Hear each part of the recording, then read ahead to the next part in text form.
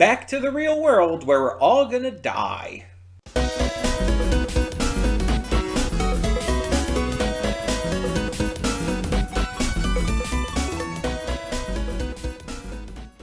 Hey everyone, welcome to Prince the Gay. I'm your host Connie, and today we're here with episode 4 of season 3 of Kid Cosmic. And yeah, so we got out of the fake world, but now they're just floating in space. We found out that they were sent to this fake world because of the portal stone, which has the power to not only open portals to other places within their world, but to any kind of world they can imagine as well, which is a wild shift in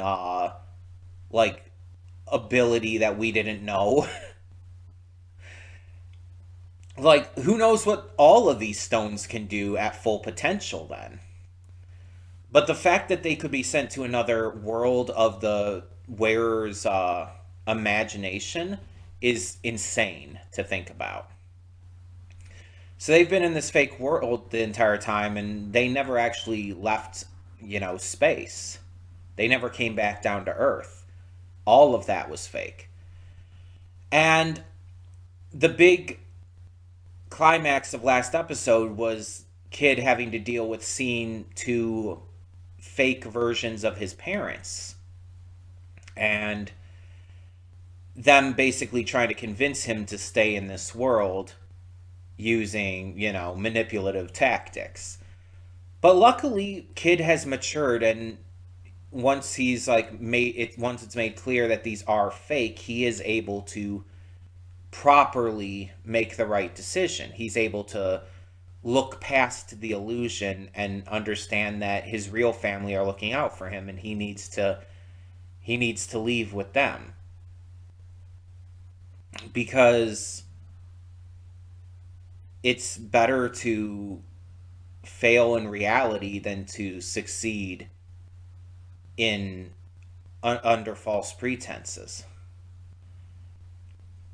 And so it leads to this really touching moment with him and Papa G, and like Papa G standing up for him in the first place after the parents are say something very wrong, and it's like he doesn't need to earn your love and stuff. It was a powerful, great moment and scene. But now they're back, and the battle with the Planet Eater is still going on. So what do we do from here? I assume one of the allies they made are going to save them. I would have to assume, because they're in the middle of space and about to die, pretty much. Because people can't survive in space. But I guess we'll see. Maybe Joe could portal them elsewhere. It's possible. I guess we'll find out. I'm definitely excited to see this. And hopefully this leaves us on a good place as well for the final 2 episodes next week. Because I really want this show to stick the landing. Like, this show has impressed and surprised me in so many ways. It definitely was a lot better than I ever expected it to be. Which it's like, for the most part, that doesn't surprise me, because I do tend to like Craig McCracken's works. But I also wasn't the biggest fan of what I saw of Wander Over Yonder. So it's possible that it wasn't going to be anything special. And I thought it was going to be like, okay, this might be pretty good, but nothing great. But no, it ended up being actually great. Also, for it to be the only work I think Craig McCracken's done that's actually serialized rather than episodic, that's a big thing in and of itself too. This series has been great. I do hope it ends really well. I do feel this final season so far does feel maybe a little bit rushed. But it also is going to depend on how this final battle goes. So we'll see. That being said, we're going to get right into this and not waste any more time, so let's find out what this episode has in store. Hold up just a second there. Before you click that link down in the description below to go to today's reaction, I just wanted to take this moment real quick to remind you of all the awesome content we have on the channel. Between Monday and Friday, we have a plethora of awesome series reactions, with 2 on Wednesday. We also have movie reactions every Saturday and Sunday. I do pre-record them during the week, but upload them on the weekend. And don't forget about all the awesome gaming content over on the Princess of Gaming channel. Every single day of the week, we have some awesome Let's Plays for you. A bunch of different things to check out, and more coming in the future. And don't forget to click that subscribe button or like the video if you really enjoy the content I'm putting out. There will be more to come in the future. In the meantime, thank you so much for tuning in, and let's get this going. And we are back, and we'll begin with spoilers in 3, 2, 1, now. So we had a shorter episode this time because it's leading into the finale, and that kind of makes sense. What's really interesting to me is that this season, outside of like the first half of it, kind of focusing around this fantasy world, doesn't really have its own story to it. You know what I mean? Like, it's just a direct kind of continuation off of the first one. There's not really a lot of anything going on. It's just kind of very to the point. The fantasy world stuff is the only new kind of thing added to it, but that was actually started at the end of last season.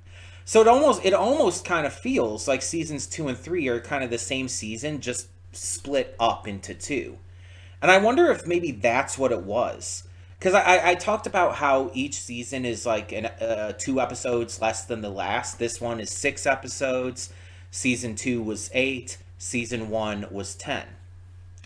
I'm wondering if it was more like there were 24 episodes ordered, and they were just split up into 3 seasons based on the plot and everything.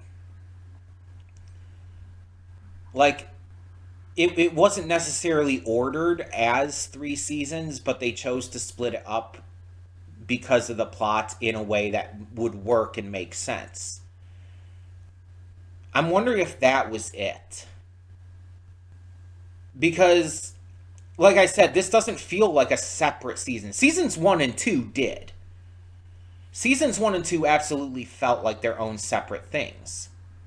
But this season feels like just a direct continuation from season 1. Because again, even the fantasy world stuff started at the end of last season. So even that alone isn't like a wholly new feeling. But they made it work to where it does work as a new season. But then it's like we come out of the fantasy world, and it's like this episode's just about them finding their will to fight again. And then we're going to go into the finale next time, and it's just going to be the battle with Phantos and Herodias. And it's like,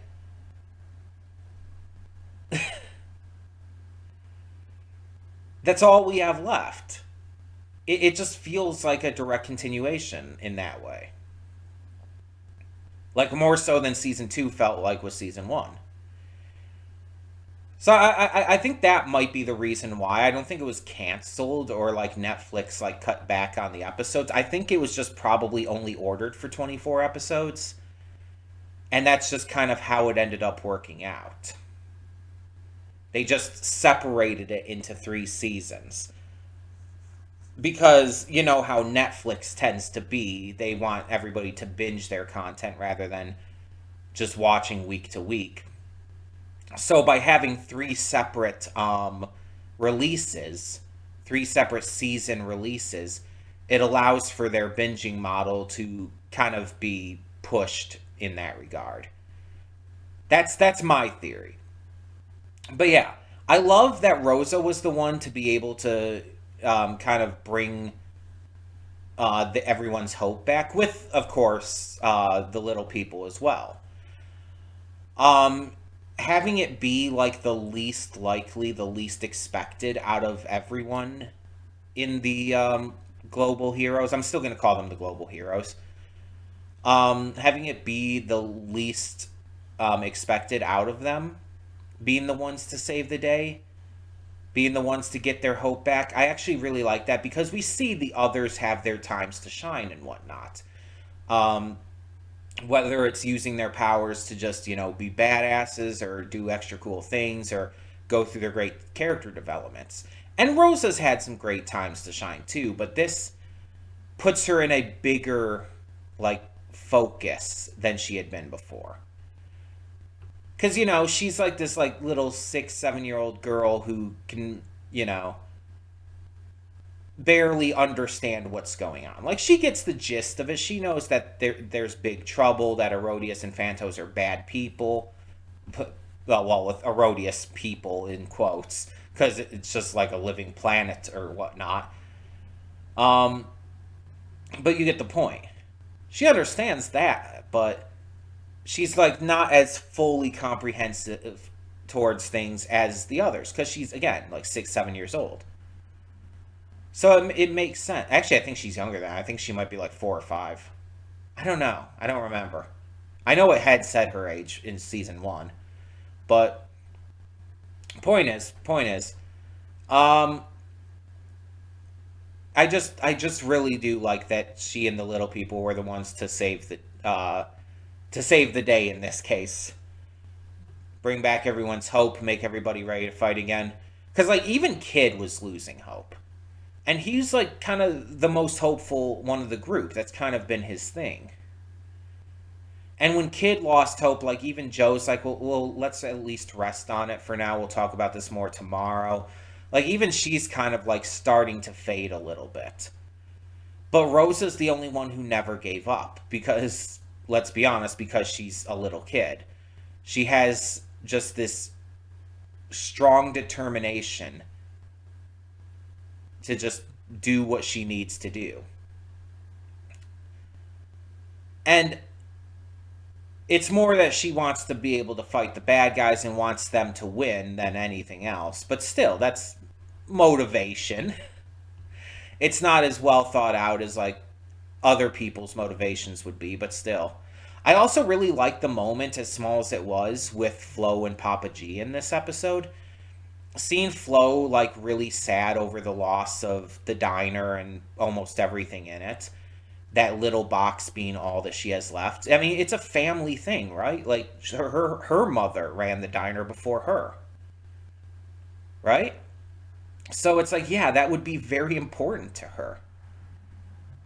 And so Papa G, like, helping by telling the story of, like, his hat and the star and his good luck charm and everything. It's like it shows, like, just some good camaraderie there between two characters who we've seen interact, obviously, but haven't really seen, like, bond in that way. And I really like seeing that. We also get that little flashback with Papa G in there when he was a kid, and God, Kid looks just like him. It's so good. It's so goddamn good. It's like we've grown at this point so bonded to these characters that, yeah, moments like that are emotional and wonderful to see. And it's especially great because it is leading into the finale. Like, we're about to enter the end game, the final battle.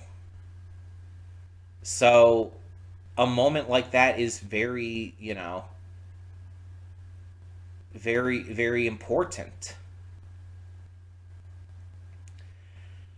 And I like how Mainstay's plan was just to sneak aboard Herodias, steal the stones, and leave while Phantos was asleep. That's great. That's wonderful. But now they've got to form a plan, like an actual plan to fight. Because otherwise, even with the fact that they have the stones now, otherwise Phantos could throw them into another world, another fake world. Herodias could do something. They have a lot to contend with. Like, we saw that Herodias was damaged, but not destroyed. So they have a lot to still do in this fight. And I'm very interested to see how they do end up beating Herodias. And, of course, Phantos. um, I think a lot of it's going to come down to strategy. And I feel like a lot of it's going to come down to um, getting any kind of stones away from Phantos getting him like tied up or bound in some way, and then continuing to land the assault on Herodias. The question is how they're going to do that. Now, Joe was coming up with plans before, but I think this is going to be a group effort. I think they're all going to have to work together to come up with this plan. Because they're going to have to make this really solid and really work if they're going to succeed here. And I think they can. I definitely think they have the ability to. They just have to, get that strategy down and make sure everybody is on board with it. Not just our standard heroes, but we have to have the little people on board, Queen Jean, any allies they can get otherwise. We really have to make this work as well as possible. So we'll see next week when we get to the final 2 episodes, the finale of this season and series. And hopefully it ends up ending like really well. Because if this sticks the landing, it's going to really, really land in a great way. So, yeah. Tell me what you thought in the comments below of this episode. And we'll see how this goes down next time as we finish off this series for good. But thank you so much for tuning in. Like I said, let me know your thoughts. And for now, I'm Connie, and I'm signing off. See y'all next time.